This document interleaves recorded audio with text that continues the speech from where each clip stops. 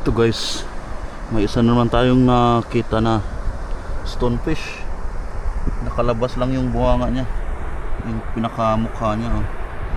Yan nasa butas. Nakalabas.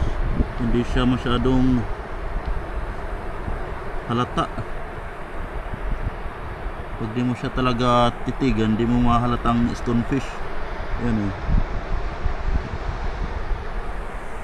Ito guys, oh. Yan siya.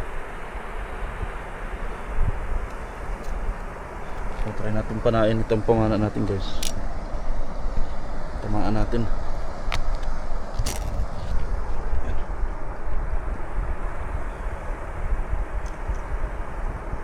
Yun. Yun. Ito. Parang hindi kakasya yung ulo.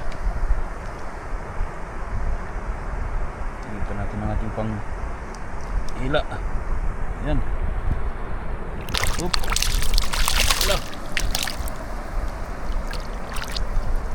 So guys, halos magka-size kanina. Yan. Stonefish naman. Dalawa na.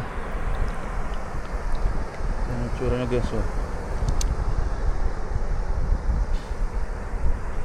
Okay. Kailangan lang guys matalas yung paningin mo, kasi mahirap talaga sila ma-spotan kasi magkakulay sila sa bato. Tingnan mo naman yung balat nila, oh. Okay.